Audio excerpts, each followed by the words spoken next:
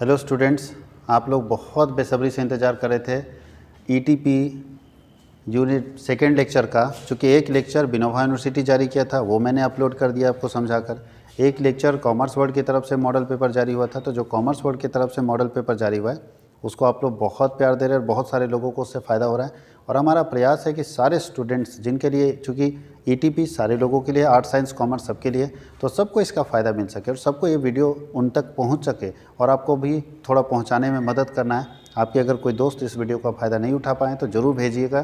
पहले लेक्चर 1 जो हमारा CW का मॉडल पेपर है, और आज कॉमर्स वर्ल्ड हजारीबाग फिर से मॉडल पेपर 2 लेकर आ रहा है, अपना मॉडल पेपर। एक तो यूनिवर्सिटी का मॉडल पेपर था वो मैंने अपलोड कर दिया, और कॉमर्स वर्ल्ड के 2 मॉडल पेपर, यानी अगर देखा जाए तो ईटीपी का 3 मॉडल पेपर आपके पास आया है। और देखिए ये ईटीपी का आज हम लोग मॉडल सेट 2 लेकर आ रहे हैं, तो याद रखिएगा ईटीपी सेमेस्टर 1 मॉडल सेट 2। ध्यान से देखिएगा, बाकी इंस्ट्रक्शन आप जानते हैं, इसलिए समय बर्बाद ना करते हुए टू दी पॉइंट हम आते हैं। एग्जामिनेशन जल्द ही नज़दीक है, तो रगड़ के देखिए और सारे के सारे क्वेश्चन आने चाहिए, ऐसा उम्मीद है। और अभी तक चूँकि हमने जो अंडरस्टैंडिंग ऑफ इंडिया का मॉडल पेपर जारी किया था उससे क्वेश्चन आए हैं हर बार, चाहे आर्ट्स वाले का एग्ज़ाम हो, चाहे साइंस वाले का एग्ज़ाम हो, चाहे कॉमर्स वाले का एग्ज़ाम। कॉमर्स वाले में तो टू दी पॉइंट हमारा आ गया था। तो इसी तरह से उम्मीद है कि अंडरस्टैंडिंग ऑफ इंडिया जैसे आया था वैसे ही एंटरप्रेन्योरशिप भी आएगा और हेल्थ एंड वेलनेस भी वैसे ही आएगा। तो हम लोग पहले एंटरप्रेन्योरशिप को ठीक करवा लेते हैं, उसके बाद हेल्थ एंड वेलनेस के ऊपर पढ़ेंगे, और हेल्थ एंड वेलनेस आपका स्ट्रॉन्ग करा कर रखेंगे। आपका एग्ज़ाम बहुत अच्छा जाएगा, बढ़िया से पढ़िए, क्योंकि बहुत सारे बच्चे इग्नोर करते हैं कि चलो देख लेंगे ना, और जब एग्ज़ाम में सेम क्वेश्चन आ जाता है तो अफसोस होता है। अफसोस के अलावा और कुछ नहीं बचता उनके पास। तो चलिए स्टार्ट करते हैं। फर्स्ट, एंटरप्रेन्योरशिप क्या होता है वो तो हम लोग बता चुके हैं फर्स्ट लेक्चर में। एक मेरा ऐसे ही स्पेशल लेक्चर है एंटरप्रेन्योर्स के ऊपर, वो ज़रूर ढूंढ के देख लीजिएगा। कहाँ पे मिलेगा? तो आपको प्लेलिस्ट में मिलेगा, जाके सेमेस्टर 1 प्लेलिस्ट ढूंढिएगा। कॉमर्स वर्ल्ड हजारीबाग के चैनल में जाके प्लेलिस्ट ढूंढ लीजिएगा और सेमेस्टर 1 में जाके ढूंढिएगा, सारे वीडियोस वहाँ पे अवेलेबल मिलेंगे। तो प्लेलिस्ट में हमेशा ढूंढिए, वहाँ पे आपको सारे वीडियोस सिस्टमैटिक सीरियल में मिलेंगे। आप वहाँ पे सर्च करके और देखिए। और अगर चैनल को सब्सक्राइब नहीं किया तो सब्सक्राइब भी कर लीजिए, ताकि दोबारा वीडियो जाए तो मिस ना हो जाए, नहीं तो ढूंढते रह जाइएगा यूट्यूब में कहाँ वीडियो चला गया। तो चलिए स्टार्ट करते हैं। सबसे पहला क्वेश्चन है इक्विटी शेयर क्या होता है। तो याद रखिएगा, कंपनी में 2 तरह के शेयर बेचे जाते हैं। शेयर का मतलब होता है हिस्सा। शेयर का मतलब क्या होता है? हिस्सा। आप कंपनी में जब पैसा लगाते हैं ना, तो कंपनी में हिस्सा खरीदते हैं। 2 हिस्सा, 3 हिस्सा, 4 हिस्सा, 5 हिस्सा खरीदते हैं जब आप कंपनी में पैसा लगाते हैं। तो इक्विटी शेयर कंपनी का मालिक होता है। याद रखिएगा, इक्विटी शेयर, इसको हिंदी में बोलते हैं समता अंश। समता अंश कंपनी का मालिक होता है। Equity share holders are owner of the company. Equity share holder company का ऑनर होता है, मालिक होता है, याद रखना है। इसलिए इक्विटी शेयर होल्डर्स को कंपनी का मालिक कहेंगे। और इक्विटी शेयर क्या होता है? ऐसा शेयर जो कंपनी में ऑनरशिप देता है, ऐसा अंश जो कंपनी में मालिकाना हक देता है, वैसे अंश को, वैसे शेयर को इक्विटी शेयर बोलते हैं। तो याद रखिएगा कि इक्विटी शेयर अगर आप खरीदते हैं तो कंपनी में आपको ऑनरशिप देता है, मालिकाना हक देता है। आगे वेंचर कैपिटल क्या होता है? तो जब कोई व्यक्ति बिजनेस स्टार्ट करता है ना, तो बिजनेस स्टार्ट करने के लिए स्टार्टिंग स्टेज में कैपिटल का ज़रूरत पड़ता है। नहीं, अगर कोई एंटरप्रेन्योर्स कोई नए कॉन्सेप्ट का बिजनेस लेकर आ रहा है, कोई नए कॉन्सेप्ट का एक आइडिया लेकर आ रहा है कि ऐसा अगर हम बिज़नेस करेंगे तो हमको फ़ायदा होगा, तो उसके लिए जो उसको पैसा चाहिए ना, वो पैसा ही कहलाता है वेंचर्स कैपिटल। यानी अगर आप वेंचर स्टार्ट करें, एक नया बिजनेस स्टार्ट कर रहे हैं, तो उसके लिए जो कैपिटल का रिक्वायरमेंट होता है उसको हम लोग बोलते हैं वेंचर्स कैपिटल। कंपनी क्या होता है? तो कंपनी भारत में भारतीय कंपनी अधिनियम 2016 या इससे पहले किसी कंपनी अधिनियम से रजिस्टर्ड अगर कोई संस्था होगी तो वो संस्था कंपनी कहलाएगी। फिर से याद रखिएगा, कंपनी एक ऐसी संस्था है, एक ऐसा बिजनेस करने का तरीका है जो भारतीय कंपनी अधिनियम 2013 या इससे पहले के किसी कंपनी अधिनियम से रजिस्टर्ड अगर कोई बिजनेस है तो वो कंपनी है। अगर हमारा ट्यूशन कॉमर्स वर्ल्ड हजारीबाग है, अगर हमने आज अपने ट्यूशन का रजिस्ट्रेशन कंपनी एक्ट 2013 या इससे पहले के किसी कंपनी एक्ट से करा लिया, तो हमारी कंपनी, हमारा जो ट्यूशन है वो कंपनी कहलाएगा।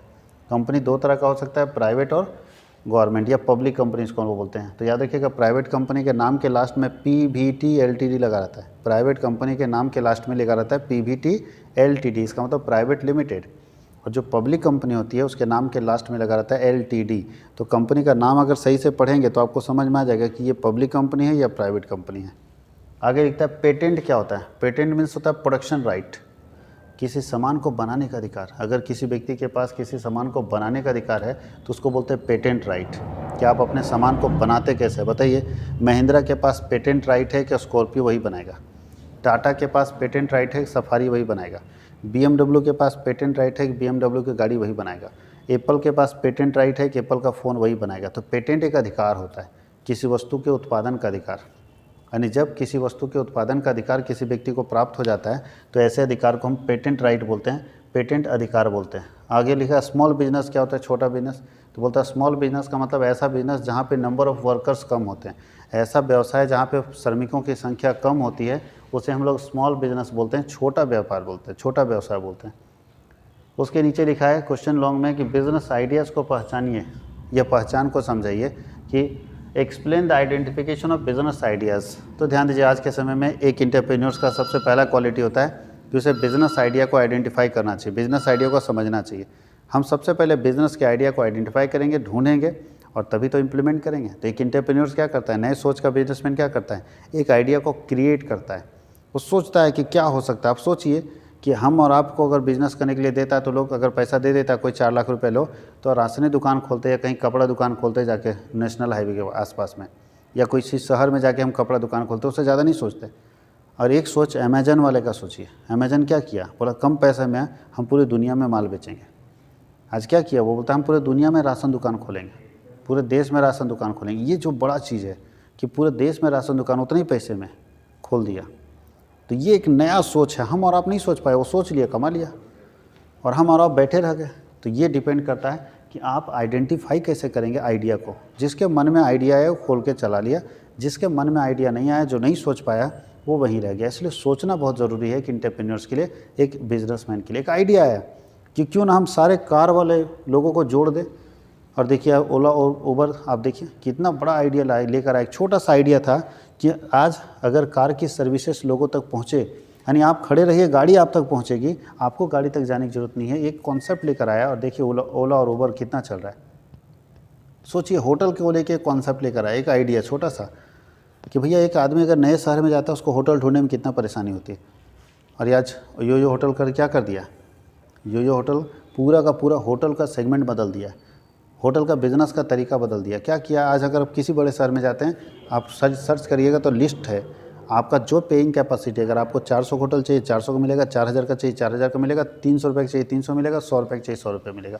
आप अपना सर्च कीजिए, जो आपके लाइक लगता है उसको सेलेक्ट कीजिए और आप बुक करके अपना बिज़नेस चला सकते हैं। एक छोटा सा कॉन्सेप्ट, एक कॉन्सेप्ट डेवलप किया और उस कॉन्सेप्ट को लेकर आगे बढ़ा। तो बिज़नेस आइडियाज़ बहुत ज़रूरी है, बिना आइडिया का तो कोई बिज़नेस चलता नहीं। अब यहाँ लिखा है बिज़नेस आइडिया को आप कैसे आइडेंटिफाई करेंगे, कैसे पहचानेंगे बिज़नेस आइडियाज़ को। तो सबसे पहले लिखा है कि संभावित ग्राहकों की ज़रूरतों का ज्ञान, knowledge of the need of potential customer. जो हमारा कस्टमर बन सकता है उसका ज़रूरत क्या है।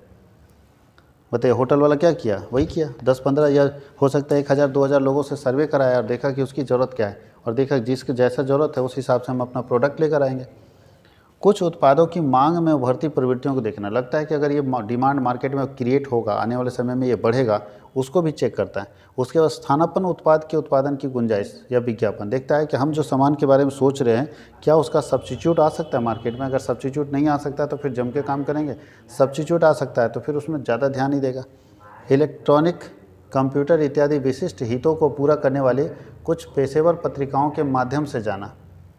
अगर आपको आगे बढ़ना है तो ध्यान दीजिएगा, इलेक्ट्रॉनिक या कंप्यूटर इत्यादि जो भी विशिष्ट हित को पूरा करने वाले हैं तो उस पत्रिका के माध्यम से हम लोग जा सकते हैं वहाँ पे। और बोलता है प्रसिद्ध उद्यमी या दोस्तों या रिश्तेदारों की सफलता की कहानियाँ आप पढ़ेंगे, बढ़िया जो एंटरप्रेन्योर्स है उसके बारे में पढ़ेंगे, दोस्त से मिलेंगे, उससे मोटिवेशन मिलेगा।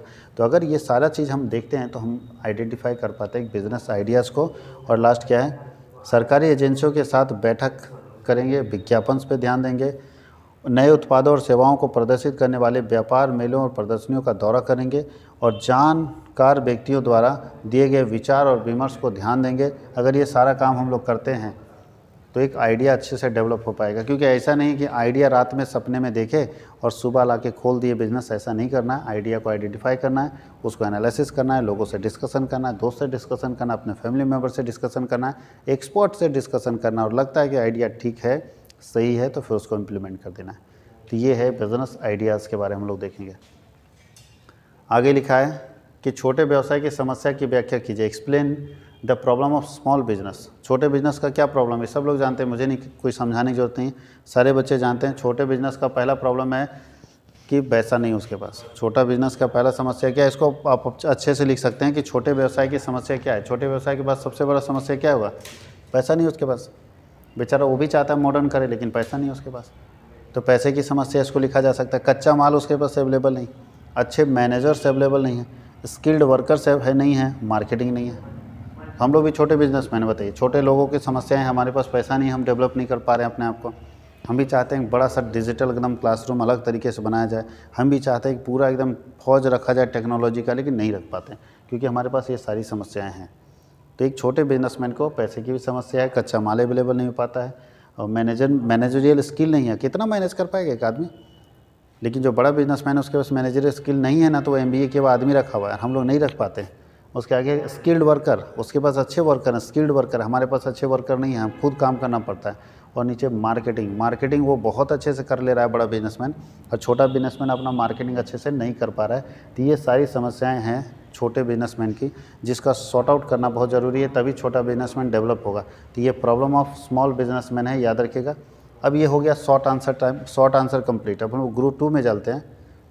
ग्रुप बी में जो हम लोगों का आंसर है बाबू लोगों को 4 क्वेश्चन का आंसर करना है, लेकिन हम लोग सारा का सारा देखेंगे। तो पहला आंसर है सहकारी समिति क्या है और इसकी विशेषता बताइए। What is cooperative society, explain its features. Cooperative society का मतलब क्या होता है? अगर कोई व्यवसाय अपने सदस्यों की भलाई के लिए चलता है, अगर कोई संगठन अपनी सदस्यों की भलाई के लिए काम करता है, तो ऐसे संगठन को कोऑपरेटिव सोसाइटी कहते हैं। यानी कोऑपरेटिव सोसाइटी लाभ कमाने के उद्देश्य से काम नहीं करता है, अपने सदस्यों की भलाई करने के लिए। देखिए लिखा है, इसका अभिप्राय लोगों के उस ऐच्छिक संघ से है जो सदस्यों की भलाई के उद्देश्य से इकट्ठा होते हैं। यानी अगर कोई व्यक्ति सदस्यों की भलाई करने के लिए अगर इकट्ठा होता है एक जगह पे, तो उसे हम लोग क्या बोलते हैं? उसे हम लोग बोलते हैं सहकारी समिति। इसकी विशेषता क्या है? तो पहले लिखा है वॉलेंट्री मेंबरशिप। सहकारी समिति में सदस्य बनना आपकी इच्छा पर निर्भर करता है, आपको मन करता है तो बनिए, नहीं मन करता मत बनिए। अब हम कोई संगठन बना रखे, हमको लगा कि चलो 50 लोग गांव के मिल जाते हैं, 50 लड़का लोग, और हज़ार रुपये जमा करते हैं। कल होकर अगर किसी को ज़रूरत पड़ जाएगा तो वहीं से पैसा उधार ले लेंगे, अपने सदस्य की भलाई के लिए, कोई कमाने के उद्देश्य से नहीं। तो ऐसे संगठन को कोऑपरेटिव ऑर्गेनाइजेशन बोलते हैं। इसमें सदस्यता वॉलेंट्री है। वॉलेंट्री मतलब अपनी इच्छा से, अगर आपको मेंबर बनना है जुड़िए, नहीं बनना मत जुड़िए। बोलता है लीगल स्टेटस है, कोऑपरेटिव सोसाइटी को रजिस्टर्ड करना पड़ेगा, इसलिए लीगल स्टेटस है, रजिस्टर्ड करना जरूरी है। उसके बाद क्या है? Limited liability. कोऑपरेटिव सोसाइटी का दायित्व जो है सीमित होता है। यानी अगर हम कोऑपरेटिव सोसाइटी के मेंबर हैं और मेरा मेंबर कोई बहुत बड़ा गलती कर दिया, तो वो गलती का जुर्माना हम नहीं भरेंगे, हम उतना ही भरेंगे जितना मेरा मेंबरशिप है। उसके अलावा गलती किया तो वो भरेगा। कंट्रोल, इसमें कंट्रोल कैसे होगा? तो बोलते हैं डेमोक्रेटिक कंट्रोल होता है। यानी सारे लोग मिलके, सारे मेंबर मिलके चुनते हैं कि उसका कोऑपरेटिव सोसाइटी कौन चलाएगा। जैसे महिला मंडल कैसे चलता है, वही सेम है। महिला मंडल में बताइए नियंत्रण कैसे होता है? तो सारी महिलाएं मिलके बताती है कि भाई ये चलाएंगी, और जिनको सारी महिलाएं मिलके तय करती है वही उस पूरे महिला मंडल को चलाती है। आगे क्या लिखता है? Service motive. बताइए, इसका उद्देश्य लाभ कमाना नहीं होता है, इसका उद्देश्य ही है सेवा करना। ये सेवा करने के उद्देश्य से ही चलता है, इसलिए इसका उद्देश्य सेवा करना ही है। और लास्ट लिखता है इक्वालिटी ऑफ वोटिंग राइट्स। मतलब है कि सहकारी समिति में वोटिंग राइट सबके पास इक्वल होता है, हर मेंबर के पास। बताइए, महिला मंडल में 10 महिलाएं अगर काम कर रही है, 10 महिलाएं पैसा जमा कर रही है, तो 10 के पास बराबर अधिकार है, कोई किसी को हटा नहीं सकता। तो 10 की 10 महिलाओं के पास बराबर अधिकार होगा। इसी को हम लोग बोलते हैं फीचर्स हमारे पास है कोऑपरेटिव सोसाइटी। इसको थोड़ा एक्सप्लेन करके आप लिख लीजिएगा और अच्छा हो जाएगा आपके लिए। लाभ का विभाजन, अगर मान लीजिए कि महिला मंडल में, वैसे महिला मंडल लाभ के उद्देश्य से तो चल नहीं रहा है, लेकिन फिर भी प्रॉफिट होता है ना, इंटरेस्ट का पैसा आता है तो प्रॉफिट हो जाता है। तो प्रॉफिट जो होता है वो सारे लोग में विभाजित होता है बराबर हिस्सा में। कैश ट्रेडिंग, कोऑपरेटिव सोसाइटी उधार नहीं चलता है, नगद व्यवसाय है। आज भैया पैसा जमा करना है तो आज ही जमा करना है। अरेंजमेंट ऑफ फिनांस, इसमें पैसे की व्यवस्था बहुत आसानी से नहीं हो पाती, लेकिन कोऑपरेटिव सोसाइटी में थोड़ा वो देखना। और सरकारी नियंत्रण, इस पर सरकार का उतना ज़्यादा कंट्रोल नहीं रहता है, सरकार उतना ज़्यादा प्रेशर नहीं देती, फोर्स नहीं करती। अगला क्वेश्चन है साझेदारी संगठन क्या है, इसकी विशेषता बताइए। पार्टनरशिप क्या है और इसकी विशेषता बता दीजिए। तो पार्टनरशिप क्या होगा? पार्टनरशिप एक रिलेशन है बिटवीन पार्टनर्स। साझेदारी क्या है? साझेदारों के बीच एक संबंध है, 2 पार्टनर हैं उनके बीच जो संबंध होता है उसको हम लोग पार्टनरशिप बोलते हैं। Partnership is the relation between partners. और पार्टनरशिप के अंदर लक्षण क्या है? तो पहले लिखा है लक्षण है कि 2 या 2 से अधिक लोग होने चाहिए, दूसरा है एक बिजनेस होना चाहिए, तीसरा है कॉन्ट्रैक्चुअल रिलेशन होना चाहिए। यानी जो पार्टनरशिप है एक कॉन्ट्रैक्ट के आधार पर है, वो कॉन्ट्रैक्ट जब तक है तब तक पार्टनरशिप है, जैसे कॉन्ट्रैक्ट टूटेगा पार्टनरशिप खत्म हो जाएगा। उसके नीचे लिखा है प्रॉफिट मोटिव है, ये पार्टनरशिप लाभ कमाने के लिए, और अगर लाभ कमाने के साथ लाभ को बांटना भी है, लाभ कमाइए और साथ ही साथ लाभ को बांट दीजिए। प्रिंसिपल एजेंट रिलेशन है, पार्टनरशिप में जो पार्टनर होते हैं वो मालिक भी होता है और एजेंट भी होता है। पार्टनर जो है वो पार्टनरशिप में मालिक भी होता है और एजेंट भी होता है। उसके नीचे अनलिमिटेड लायबिलिटी होता है। पार्टनरशिप का लायबिलिटी अनलिमिटेड होता है। अनलिमिटेड का मतलब है कि जब जब नुकसान होगा सर पार्टनरशिप बिजनेस में, तब आपको अपने घर से लाके भी भरना पड़ेगा। यानी पार्टनरशिप बिजनेस में आपको पैसा अपने घर से भी लाके भरना पड़ेगा अगर लॉस हो गया तो। ये बहुत खतरनाक है। कभी ऐसा ना हो कि धंधा बचाने के चक्कर में ज़मीन जायदाद चल जाए। इसलिए अनलिमिटेड लायबिलिटी पार्टनरशिप में। इसलिए पार्टनरशिप बिजनेस ज़्यादा लोग करना नहीं चाहता है कि वो लगता है कि अरे उस पार्टनर के चक्कर में गलती हुआ ना, लॉस हो गया तो हमको भी भरना पड़ेगा। अच्छा, एक पार्टनर गलती करे तो उसका खामियाजा सारे भरेंगे। याद रखिएगा, अगर हमारे 5-4 पार्टनर है, मेरी गलती के कारण अगर 1 करोड़ का लॉस हो गया तो सब भरेगा, बराबर भरेगा। जैसा जिसका हिस्सा है उतना उतना भरेगा। यही सबसे डेंजरस चीज़ है। No separate individuality. आप सोचेंगे कि पार्टनरशिप बिजनेस अलग होगा, हम अलग होंगे, ऐसा संभव नहीं है। आप और पार्टनरशिप बिजनेस एक ही होता है। और एटमोस्ट गुड फिट, सद विश्वास पर आधारित। जानते हैं अगर साझेदारी है, पार्टनरशिप बना हुआ है, पार्टनर हैं, तो भाई पार्टनर में सबसे इंपॉर्टेंट चीज़ क्या होता है? विश्वास होना चाहिए दूसरे के ऊपर। यानी अगर आपको अपने साझेदार पर विश्वास नहीं है तो फिर कोई मतलब ही नहीं। इसलिए पार्टनरशिप जब भी होना चाहिए सद विश्वास पर होना चाहिए। इसमें बहुत ज़रूरी है कि हम अपने पार्टनर पर विश्वास करें कि भाई पार्टनर हमारा सही है। थोड़ा बड़ा अगर ऊपर नीचे होता है तो एडजस्ट करना ज़रूरी है। अब हल्का हल्का चीज़ के लिए झगड़ा झंझट कीजिएगा तो पार्टनरशिप ज़्यादा दिन तक चलेगा नहीं। और साझेदारी में अपने हित का हस्तांतरण पर रोक। कोई भी साझेदार अपने हक को, अपने इंटरेस्ट को, अपने हित को दूसरे को ट्रांसफ़र नहीं कर सकता जब तक सारे साझेदार से उसके लिए परमिशन ना ले ले। अब लिखा है ब्रांड क्या है और एक अच्छे ब्रांड की आवश्यक बातें क्या है। ब्रांड का मतलब होता है good name of a company. एक कंपनी का अच्छा नाम ब्रांड कहलाता है। ये सुनिएगा, सुन के भी लिखिएगा, बहुत सारा चीज़ सुन के भी लिखना चाहिए आप लोगों को। आराम से लेक्चर सुनते रहिए, लिखते जाइए। अगर दिक्कत है तो पीछे से फिर से सुनिए, आराम से दोबारा उसको सुन के लिखते चले जाइए। ब्रांड का मतलब होता है good name of a company. एक कंपनी का अच्छा नाम ब्रांड कहलाता है। हम लोग, बहुत लोग बोलते हैं ब्रांडेड सामान खरीद रहे हैं। ब्रांडेड क्यों? ब्रांडेड क्या होता है? तो ब्रांडेड कुछ नहीं होता है। ब्रांडेड इसलिए क्योंकि उसका नाम फैल गया है। जो कंपनी जिसका नाम मार्केट में ज़्यादा फैल गया, अगर उसका सामान आप खरीदते हैं, उसका कपड़ा खरीदते हैं, उसका जूता खरीदते हैं, तो लोग बोलता है ब्रांडेड पहन रहा है, मतलब नामी कंपनी का जूता पहन रहा है भैया। तो ब्रांडेड का मतलब होता है नामी और कुछ नहीं। और ब्रांडिंग एक होता है नॉमिनेशन ऑफ अ प्रोडक्ट। किसी उत्पाद को नाम देने की प्रक्रिया ब्रांडिंग कहलाती है। किसी उत्पाद को नाम देने की प्रक्रिया क्या कहलाती है?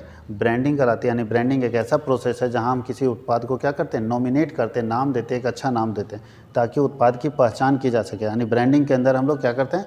उत्पाद की पहचान करते हैं ब्रांडिंग के अंदर। तो ब्रांडिंग समझ गए? ब्रांड का मतलब होता है good name of a company. एक अच्छे ब्रांड में कौन कौन सी विशेषताएं होनी चाहिए? तो एक अच्छे ब्रांड में ध्यान दीजिएगा, एक अच्छा नाम जो अगर आप चुनते हैं प्रोडक्ट का तो ये सारी विशेषताएं होनी चाहिए। आप भी जब जन्म लिए ना तो आपके माता पिता भी आपको ब्रांडिंग किए, ब्रांड किए, नाम दिए। क्यों दिए नाम? ताकि आपको आइडेंटिफाई किया जा सके सोसाइटी में कि आप ही सुनील कुमार हैं, आप ही गणेश कुमार हैं, आप ही दिनेश कुमार हैं। कैसे आइडेंटिफाई करेंगे? तो ब्रांडिंग में ध्यान दीजिएगा, आपको एक नॉमिनेट किया गया, नाम दिया गया ताकि पहचान सके कि आप गणेश हैं, आप दिनेश हैं, आप महेश हैं। नहीं नाम देते तो बाबू के नाम से फेमस हो जाते, बाबू सोना हो जाते। तो याद रखिएगा कि ब्रांडिंग में सबसे इंपॉर्टेंट चीज़ है सिंपल और शॉर्ट होना चाहिए। ब्रांड का नाम क्या होना चाहिए? सिंपल होना चाहिए और शॉर्ट होना चाहिए। यानी ब्रांड जितना छोटा होगा और जितना साधारण होगा, किसी उत्पाद का नाम देखिएगा, जितना छोटा और जितना साधारण होगा लोग उतना जल्दी याद कर लेते हैं। जैसे लक्स, डिटॉल, ये सब आसानी से याद हो जाता है। अब आप बहुत बड़ा नाम दीजिएगा दक्षिण भारत जैसा तो नहीं चलेगा, ठीक है? तो बहुत बड़ा नाम भी नहीं होना चाहिए, सिंपल नाम होना चाहिए, आसानी से उसको याद हो सके, ये चीज़ होना चाहिए। उसके नीचे क्या है? सरल उच्चारण, ईजी प्रोनाउंसमेंट होना चाहिए। यानी नाम ऐसा होना चाहिए जिसको आसानी से लोग बोल सके। अब एकदम टेढ़ा मेढ़ा नाम दीजिएगा, बोलिए नहीं पाएगा। अब थोतला रहा आदमी बोलिए नहीं पा रहा है उसको, तो आपका सामान नहीं खरीदेगा। इसलिए नाम एकदम देखिए सिंपल, किसी भी प्रोडक्ट का, सनसिल्क, डिटॉल, कुरकुरे, लेज, एकदम सिंपल नाम देता है। तो बोलता है नाम जो आप किसी प्रोडक्ट का जब चुनेंगे, यानी इसको आप बोल सकते हैं कि किसी प्रोडक्ट का नाम चुनते समय कौन कौन सी बातें ध्यान रखनी चाहिए। लिखा भी है, ब्रांड का नाम का चयन करते समय कौन कौन सी बातें ध्यान रखना चाहिए। क्या क्या ध्यान रखिएगा जब आप अपने प्रोडक्ट के बारे में सोच रहे हैं कि उसका नाम क्या रखें? या बेटा का नाम रखना भैया आने वाले समय में, तो क्या क्या सोचोगे? शॉर्ट, सिंपल होना चाहिए, शॉर्ट होना चाहिए, बहुत लंबा नाम नहीं रखता, सिंपल और शॉर्ट नाम होना चाहिए। उसके नीचे क्या है? ईजी प्रोनाउंसमेंट होना चाहिए, आसानी से उसको हमको प्रोनाउंस कर सके, आसानी से बता सकें, ऐसा नाम होना चाहिए। तो ईजी प्रोनाउंसमेंट ज़रूरी है ताकि आसानी से हम आइडेंटिफाई कर सकें कि उसका नाम क्या होगा। उसके नीचे क्या लिखा है? मेमोरेबल होना चाहिए। ऐसा नाम रखिए कि याद रहे लोगों को, जैसे लक्स, डिटॉल, लेज, ये सब आसानी से याद हो जाता है। एकदम पुराना पुराना ज़माना नाम और एकदम टेढ़ा मेढ़ा नाम रखिएगा तो याद नहीं होगा। उसके नीचे क्या है, रिकॉग्नाइजेबल, पहचानने योग्य होना चाहिए। ऐसा होना चाहिए जिसको हम आइडेंटिफाई कर सके, नाम से तुरंत पहचान जाए कि हाँ ये प्रोडक्ट है। पहचानने योग्य का मतलब है कि नाम से ही पता चल जाएगा वो प्रोडक्ट क्या करेगा। जैसे हाजमोला, अब बताइए हाजमोला में बताने की जरूरत है क्या करेगा, हाजमोला बताने की जरूरत ही नहीं है। गैसो फास्ट, पता नहीं चलेगा क्या कर रहा है, तो भैया सब जानता है गैसो फास्ट मतलब गैस को फास्टली एकदम भगा देगा। हमारे ब्रांड का नाम ले लीजिए ना, कॉमर्स वर्ड, बताइए कॉमर्स वर्ड कोई सुनेगा तो जरूर बताए, कुछ पूछने की जरूरत है कि किसका ट्यूशन है। लेकिन नाम ऐसा रख दोगे तो पता नहीं चल रहा है कि सर ये ट्यूशन आर्ट्स का है कि कॉमर्स का है कि साइंस का है। अपने नाम ऐसा है, अपना ब्रांड ऐसा है कि पता चल जाता है कॉमर्स का ही ट्यूशन होगा। उसके बाद है पहचानने योग्य, आसानी से पहचान सके। और उसके नीचे है अट्रैक्टिव होना चाहिए, नाम हमेशा अट्रैक्टिव होना चाहिए। कोई दिक्कत है, अट्रैक्टिव का मतलब है एकदम एक बार पढ़े ना तो आदमी को लगे कि हाँ यार नाम है, याद हो जाए, अट्रैक्शन उसके अंदर होना चाहिए। जैसे आप देखिए आजकल जो विदेशी कंपनियां नाम लेकर आती है, एकदम अट्रैक्टिव नाम लेकर आती है, तुरंत याद हो जाता है लोगों को। और नीचे है टाइमली, समय अनुकूल होना चाहिए। नाम ऐसा रखिए जो आज के समय में लगता है कि हाँ आज के समय में रियलिस्टिक है। जैसे अब तुम प्रोडक्ट बनाए, नाम रख दिया अनारकली, तो पुराने ज़माने का नाम है भैया। मुगले आजम, तो मुगले आजम से ऐसे पता चल जाएगा कि भाई लगता है बहुत पुराना प्रोडक्ट होगा। तो मुगले आजम अनारकली नहीं चलेगा यहाँ पे। यहाँ आज के समय में जो नाम है वो आपको देना होगा। आज ऐसा नाम दीजिए जो हमेशा, जैसे देखिए ताज़ा, कंटिन्यू है, कोई भी नाम आप देख लीजिए, डिटॉल एवरग्रीन है, हमेशा लगता है नया है। समझ गया, पुराने ज़माने का आप नाम रख दीजिएगा कोई मतलब नहीं। मधुमती तो विधुमती, एक से एक प्रोडक्ट का नाम रखेंगे तो बर्बाद हो जाएंगे, क्योंकि सब लोग ये समझेगा पुराना ब्रांड है, पुराना प्रोडक्ट है। तो नया प्रोडक्ट रखिए। और नाम हमेशा ऐसा रखना चाहिए कि जो एवरग्रीन हो, हमेशा वो नया लगे सुनने में, कभी वो बोरिंग नहीं हो सुन के, और कभी ये ना लगे कि वो प्रोडक्ट बहुत पुराना है। इसीलिए हमेशा याद रखिएगा प्रोडक्ट का नाम जो होना चाहिए हमेशा एकदम अट्रैक्टिव होना चाहिए। कोई भी ब्रांड देख लीजिए, कपड़े का ब्रांड देखिए, जूते का बना, ऐसा नाम रखा ना जो कभी पुराना नज़र नहीं आएगा।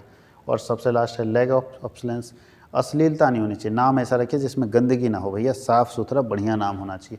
तो ये सब मुझे नहीं लगता है किसी बच्चे को रटने की ज़रूरत है, आराम से लिख सकते हैं कि प्रोडक्ट का नाम देते समय कौन कौन सी बातें ध्यान रखनी चाहिए। आगे लिखता है विक्रय संवर्धन क्या है और इसकी तकनीकों को समझाइए। ये सब बहुत ही सिंपल है बच्चा लोग, अब आर्ट्स के हो साइंस के हो, कॉमर्स वाला बच्चा तो जानता ही है, आर्ट्स और साइंस वाले के लिए भी बहुत आसान है, ये कोई टफ नहीं है, एकदम ईजी चीज़ है। विक्रय संवर्धन का मतलब होता है एक व्यक्ति अपने बिक्री को बढ़ाने के लिए जितनी टेक्निक लगाता है, एक व्यक्ति अपनी बिक्री को बढ़ाने के लिए जितना तरीका अप्लाई करता है, वो सारे तरीके विक्रय संवर्धन के अंदर आते हैं। यानी एक व्यक्ति अपनी बिक्री को बढ़ाने के लिए जो कोई भी तकनीक अप्लाई करता है, वो सारे तकनीक किसके अंदर आते हैं, विक्रय संवर्धन के अंदर आते हैं। जैसे बाई 2 गेट 1, 2 खरीदो 1 फ्री, 10% डिस्काउंट, एक्स्ट्रा क्वांटिटी। देखिए क्या क्या, अगर आप अपने सामान की बिक्री को बढ़ाने के लिए जो काम करते हैं सब काम आता है सेल्स प्रमोशन के अंदर। क्या क्या देते होंगे, रिबेट देते हैं, डिस्काउंट छूट देते हैं, डिस्काउंट देते हैं, रिफंड देते हैं, नहीं कैशबैक। क्या किया, फ़ोन पे आदत लगा दिया कैशबैक, भैया आप डील करोगे कैशबैक देंगे, डील करोगे कैशबैक देंगे, रिफंड दे रहा है। और आदत लगा दिया आज, और बोलता है कि आप जो अब रिचार्ज करोगे तो 1 रुपया चार्ज काटेंगे। जितना कैशबैक दिया है ना, 20 बार रिचार्ज करो 20 रुपया काट लेगा सर, तब पूंजी वसूल कर लेगा। उसके आगे क्या है, प्रोडक्ट मिक्स करेगा, यानी एक के साथ दूसरा जोड़ देता है, दूसरे के साथ तीसरा। नहीं देखते हैं मॉल में जाएगा तो एक सामान है ना, उसके साथ दूसरा 3-4 को लपेट के जाली में रखा दिया कि ये तीनों चारों एक के साथ बिकेगा, सस्ता कर दिया। देख रहा है कि दूध वो नहीं बिक रहा है तो लपेट दो चारों एक के साथ और चारों को एक साथ बेच दो। तो बोलता है कि प्रोडक्ट मिक्स कर दो, यानी एक सामान नहीं रखना है, उसमें 3-4 सामान घुसा दो ताकि वो सब बिक जाए उसके साथ। पहले एक सॉक्स बेचता था, ध्यान दीजिएगा, पहले आप जानते हैं तो हम लोग अगर सॉक्स खरीदने जाते थे, मोजा खरीदने जाते थे, 1 पीस खरीदते थे। अब कोई भी मॉल में घुस जाओ जो 1 पीस आपको नजर आए, 3-4 को लपेटेगा एक साथ। अब आपको मजबूरी में खरीदना पड़ेगा। अब क्या कीजिएगा, खोल के एक दे दे भैया, वो नहीं कर सकते हो, तो पूरा खरीदना पड़ता है सेट। बिका कि नहीं बिका, पहले एक रुमाल बेचता था, अब क्या किया, वो 4-5 का पैकेट बना दिया, आपको खरीदना पड़ेगा।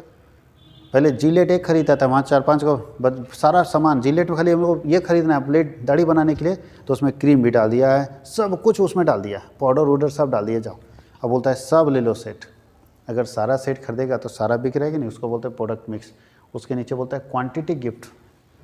अगर आपका सामान ज़्यादा नहीं बिक रहा है तो क्वांटिटी गिफ्ट दीजिए। क्वांटिटी गिफ्ट समझते हैं क्या होता है, 10% एक्स्ट्रा, प्राइस चेंज नहीं करेंगे। बोलता है कि भैया प्राइस वही रहेंगे लेकिन 10% ज़्यादा हम दे देंगे, उसको बोलते हैं क्वांटिटी गिफ्ट। कैसे, अंगूर खरीदने गए और अंगूर वाला को बोले भैया रेट कम करो, बोलता है नहीं करेंगे, तो क्या करते हैं, एक मुट्ठा पकड़ते हैं, चल दे ले, या वो अंगूर वाला ही दुकानदार बोलता है लो भैया थोड़ा ज़्यादा ही दे देते हैं, ले 100 ग्राम ज़्यादा ले ले भैया, लेकिन रुपया कम नहीं करेंगे। इसका मतलब है रुपया कम करने को तैयार नहीं, लेकिन क्वांटिटी गिफ्ट आपको दे रहा है, यानी कुछ ज़्यादा दे रहा है। बहुत ज़्यादा जिद आ रहा है, थोड़ा सा अंगूर उठा के दे दिया कि जाओ, बात समझ गए, इसको बोलते हैं क्वांटिटी गिफ्ट। क्या लगता है एक बिजनेसमैन बिक्री बढ़ाने के लिए सब अप्लाई करता है कि नहीं? और ये सब रटने की चीज़ है, ये सब समझने की चीज़ है। जो बच्चा समझ गया उसको आसानी से लिख देगा पॉइंट बना के। लो इंस्टेंट ड्रॉ और असाइन गिफ्ट, बोलता है तुरंत अभी ड्रॉ बैक करेंगे, तुरंत अभी ड्रॉ करेंगे और तुरंत गिफ्ट दे देंगे। बोलता है आज दिन भर में जो सेलिंग करेंगे 1 घंटे के अंदर जितना सेल होगा इंस्टेंट गिफ्ट होगा तुरंत, अभी के समय में अभी फ्लैट दे देंगे 100 रुपये का डिस्काउंट। जो आएगा विनर, तो 1 घंटे के अंदर दम के खरीदारी किया, जो विनर हुआ 100 रुपये डिस्काउंट दे दिया, 1000 रुपये डिस्काउंट दे दिया। इस तरह से फ्लैट चलता है इंस्टेंट गिफ्ट। और लकी ड्रॉ तो जानते हो कि महीना भर बिक्री सेल करो भैया, महीना भर जितना खरीदना खरीदो, एक दिन लकी ड्रॉ होगा, अगर आप उसमें सेलेक्ट हो गए तो आपको प्राइज़ मिलेगा। तो ये सारे तरीके एक बिजनेसमैन अप्लाई करता है अपने बिज़नेस को बढ़ाने के लिए, अपने डिमांड को बढ़ाने के लिए, अपने मार्केटिंग को बढ़ाने के लिए, अपने प्रोडक्ट को ज़्यादा बेचने के लिए और अपने प्रॉफिट को बढ़ाने के लिए सारे टेक्निक का इस्तेमाल करता है एक बिजनेसमैन। अब चलते हैं हम लोग आगे। बोलता है इकोनॉमिक डेवलपमेंट क्या है और आर्थिक विकास में उद्यमी कैसे मदद करता है। बताइए आर्थिक विकास है क्या और एक एंटरप्रेन्योर्स आर्थिक विकास में कैसे मदद करता है। तो इकोनॉमिक डेवलपमेंट का मतलब होता है इकोनॉमी को डेवलप करना, राष्ट्रीय आय को बढ़ाना, राष्ट्रीय आय को बढ़ाना, इकोनॉमी को बूस्ट करना, लोगों के हाथ में एम्प्लॉयमेंट जनरेट करना, ये सब इकोनॉमिक डेवलपमेंट का पार्ट है। बोलते हैं अर्थव्यवस्था के सभी क्षेत्रों में उत्पादकता के स्तर में वृद्धि करना, व्यापक अर्थ में आर्थिक विकास से आशय राष्ट्रीय आय में वृद्धि करना, कर के निर्धनता को दूर करना ही आर्थिक विकास है ना। इकोनॉमिक डेवलपमेंट का मतलब होता है कि राष्ट्रीय आय बढ़ाना, नेशनल इनकम बढ़ाना और लोगों को गरीबी से दूर भगाना। तो नेशनल राष्ट्रीय आय में वृद्धि करना, increase in national income and removal of poverty, गरीबी को दूर भगाना और राष्ट्रीय आय को बढ़ाना आर्थिक विकास का मुख्य काम है। तो आर्थिक विकास 2 ही काम के लिए किया जाता था, गरीबी को दूर करना है और दूसरा क्या लिखा है कि आप राष्ट्रीय आय नेशनल इनकम जो है उसको बढ़ाइए। और नेशनल इनकम अपने आप बढ़ेगा ना तो गरीबी अपने आप नीचे आ जाएगा, क्योंकि नेशनल इनकम बढ़ने का मतलब है देश के लोगों का इनकम बढ़ेगा। और जब देश के लोगों का इनकम बढ़ेगा तो इनकम क्या करेंगे लोग? खर्च करेंगे, खर्च करेंगे तो रोज़गार क्रिएट होगा, रोज़गार क्रिएट होगा तो गरीबी दूर होगी, क्योंकि जो गरीब आदमी को रोज़गार नहीं मिल रहा उसको रोज़गार मिलेगा तो उसके पास पैसा अवेलेबल हो जाएगा। तो सब एक दूसरे से इंटरकनेक्ट होता है। आगे क्या लिखा है कि कौन कौन सा काम कर सकता है आर्थिक विकास करने के लिए उद्यमी। तो सबसे पहला काम है कैपिटल फॉर्मेशन करेगा, पूंजी का निर्माण करता है। एक उद्यमी पूंजी का निर्माण करेगा आर्थिक विकास करने के लिए। पूंजी निर्माण क्या होता है? पूंजी निर्माण का मतलब है कि एक एंटरप्रेन्योर जो होता है ना, वो जनता से पैसा लेता है कि आप हमें पैसा दो, हम आपके पैसे से कमाएंगे, फिर हम आपको वापस कर देंगे। तो इसको बोलते हैं पूंजी निर्माण। बताइए अगर बिजनेसमैन देश में नहीं होते ना तो हम और आप पैसा जमा नहीं करते बैंक में, क्योंकि बैंक क्या करता है पैसा आपका? बताइए आपसे पैसा लेके बैंक क्या करता है? बैंक कहीं लगाएगा? बैंक क्या कर रहा है? आज आपसे पैसा ले रहा है, कहीं 12% में लगा रहा है, आपको 3% दे रहा है, बाकी रख ले रहा है। तो सवाल है बैंक को लगाने वाला जगह मिल रहा है इसीलिए ना लगा रहा है। बताइए 1970 में तो नहीं करता था बैंक ऐसा। क्यों नहीं करता था? क्योंकि बैंक के पास कोई ऑप्शन ही नहीं था लगाने का। बताइए आज अगर कंपनी नहीं रहे इंडिया में तो बैंक अपना पैसा कहाँ लगाएगा? जब बैंक अपना पैसा कहीं लगा ही नहीं पाएगा तो बैंक आपसे पैसा क्यों लेगा? इसका मतलब है कि आज जब हमारे देश में इंडस्ट्री है, इकोनॉमी अच्छी बन रही है, तो बैंक भी क्या कर रहा है? पूंजी निर्माण का काम कर रहा है, पैसा एक जगह पर जमा कर रहा है। Improvement in per capita income, प्रति व्यक्ति आय बढ़ जा रही है। आज इकोनॉमी अगर बूस्ट करेगा, आर्थिक विकास होगा, अर्थव्यवस्था डेवलप करेगी तो हर व्यक्ति प्रति व्यक्ति जो आय है वो ऑटोमेटिक बढ़ेगा, क्योंकि नेशनल इनकम बढ़ेगा। और national income divided by total population, राष्ट्रीय आय बटा कुल जनसंख्या करते हैं तो निकल जाता है प्रति व्यक्ति आय। तो बोलता है कि प्रति व्यक्ति आय भी क्या होगा? बढ़ जाएगा। उसके नीचे बोलता है जॉब क्रिएशन, रोज़गार का सृजन होगा। अगर आर्थिक विकास होगा, अर्थव्यवस्था डेवलप होगी, अर्थव्यवस्था विकास करेगी तो रोज़गार का भी सृजन होगा, जॉब क्रिएशन भी होगा, रोज़गार के नए नए अवसर खुलेंगे। उसके नीचे बैलेंस रीजनल डेवलपमेंट, अगर आर्थिक विकास होगा तो बैलेंस रीजनल डेवलपमेंट का मतलब पूरे देश का अर्थव्यवस्था एक जैसा डेवलप करेगा। ये बहुत इंपॉर्टेंट चीज़ है। बताइए अगर देश की अर्थव्यवस्था डेवलप करेगी तो क्या लगता है केवल मुंबई और दिल्ली वहीं तक रहेगा? पहले क्या होता था? खाली सारा इंडस्ट्री मुंबई, महाराष्ट्र, गोवा छोड़ दो, महाराष्ट्र, गुजरात, तमिलनाडु वही सब में चला जाता था। आज बताइए अगर और तेज़ी से भारत बढ़ेगा तो और इंडस्ट्री आएगी, तो क्या लगता है सारी इंडस्ट्री वहीं बैठेगी कि धीरे धीरे फैलेगी इंडस्ट्री? तो इंडस्ट्री अगर फैलेगी तो कल हो के बिहार में भी आएगी, यूपी में भी आएगी, झारखंड में भी आएगी, तो बाकी जगह का भी विकास होगा कि नहीं होगा। ऐसा नहीं ना कि खाली मुंबई में खाली ज़मीन है फैक्ट्री के लिए, अब ज़मीन वहाँ भर गया तो क्या अब कहाँ जाएगा लोग। जब फैक्ट्री के लिए मुंबई में पूरा ज़मीन भर जाएगा तो वो अब फैलेगा दूसरी जगह। उसको लगा नहीं बिहार, अब हम लोग महाराष्ट्र छोड़ के बिहार में लगा देते हैं, उसको लगा महाराष्ट्र छोड़ के हम यूपी में लगा देते हैं, तो यूपी में लगाएगा वो। तो इससे क्या होगा कि पूरे देश के जो हर राज्य हैं और राज्यों का विकास एक जैसा होगा। और improvement in standard of life, लोगों के जीवन स्तर सुधर जाएगा अगर आर्थिक विकास होगा। तो यानी अर्थव्यवस्था अगर विकास करेगी, अर्थव्यवस्था डेवलप करेगी, तो लोगों का जीवन स्तर जो है वो ऑटोमेटिक सुधरेगा, क्योंकि अर्थव्यवस्था के विकास होने का मतलब है कि लोगों के हाथ में पैसा होना। और जब लोगों के हाथ में पैसा होगा तो लोगों का जीवन स्तर अपने आप अच्छा होता जाएगा, बढ़िया होता जाएगा, और जीवन स्तर ऑटोमेटिक बढ़ना शुरू हो जाएगा। उसके नीचे है आर्थिक स्वतंत्रता। आज बताइए कि अगर हाथ में पैसा रहेगा ना तो हर व्यक्ति आर्थिक रूप से स्वतंत्र रहेगा, किसी को गुलामी नहीं करेगा। आर्थिक गुलामी भी होती है अगर हमारा पैसा नहीं है। आज पाकिस्तान का हालत क्या है, पाकिस्तान क्या कर रहा है, आर्थिक गुलामी कर रहा है। चाइना से इतना कर्जे ले लिया है कि जो चाइना बोले वो करना पड़ेगा। तो अगर मेरे पास पैसा नहीं रहेगा, और जिसके पास पैसा है तो पैसा वाला आदमी हमारे ऊपर क्या करेगा, राज करेगा। लेकिन अगर अर्थव्यवस्था अच्छी हो और सबके हाथ में पैसा हो तो आर्थिक गुलामी से तो मुक्त हो जाएंगे। भैया हम पैसे के रूप में तुमसे गुलाम नहीं रहेंगे, हमारे पास पैसा है, तुम्हारे पास पैसा, हम आज़ाद हैं, तुम भी आज़ाद, हम जो चाहें वो कर सकते हैं, तुम जो चाहो वो कर सकते हो। तो आर्थिक स्वतंत्रता भी मिल जाती है। अब लिखा है कि विभिन्न प्रकार के उद्यमियों की व्याख्या कीजिए। कितने तरह के एंटरप्रेन्योर्स होते हैं, तो देखिए आपके पास यहाँ लिखा है एंटरप्रेन्योर्स के टाइप्स। एक एक करके सबके बारे में हम लोग डिस्कस कर लेंगे। पहला लिखा है एकल स्वनियुक्त उद्यमी, सोल सेल्फ एम्प्लॉयड एंटरप्रेन्योर्स। एक ऐसा एंटरप्रेन्योर जो खुद अपने भी काम करता है और बिजनेस भी चलाता है। नहीं हम लोग क्या कर रहे हैं, जैसे हम लोग को कर लीजिएगा ना तो इसी में आएगा, हम लोग सेल्फ, ठीक है, सेल्फ बोलता है, सोल सेल्फ एम्प्लॉयड एंटरप्रेन्योर्स, खुद लगे हुए हैं अपने बस। तो हम लोग इसी में आते हैं कि अपने नौकर हैं, मालिक हैं, सब है, मालिक भी हम ही, नौकर भी हम ही है ना, और डायरेक्टर भी हम ही, मैनेजर भी, सब पद हमारे पास ही हैं। तो ऐसे एंटरप्रेन्योर्स यहाँ पे आते हैं। दूसरा बोलता है वर्क फोर्स बिल्डर एंटरप्रेन्योर्स, ऐसे एंटरप्रेन्योर्स जो वर्क फोर्स बिल्ड करता है, यानी मैन पावर को बिल्ड करता है, जो मोटिवेटर होते हैं। आज नहीं तो बहुत सारे लोग एंटरप्रेन्योर्स सुने होंगे कि मोटिवेटर हैं, जैसे आप विवेक बिंद्रा का नाम सुनिए, विवेक बिंद्रा क्या है, मोटिवेटर है। सोनू शर्मा का नाम सुनिए तो मोटिवेटर है। ये सब क्या करता है, टीम बिल्ड करता है, वही लिखा है वर्कफोर्स बिल्ड करता है। ये लोग ट्रेनिंग एजेंसी चलाता है। प्रोडक्शन इनोवेटर एंटरप्रेन्योर्स, कुछ लोग हैं प्रोडक्शन में इनोवेट करते रहता है, हम ये चीज़ कैसे बनाएंगे, ये चीज़ कैसे बनाएंगे।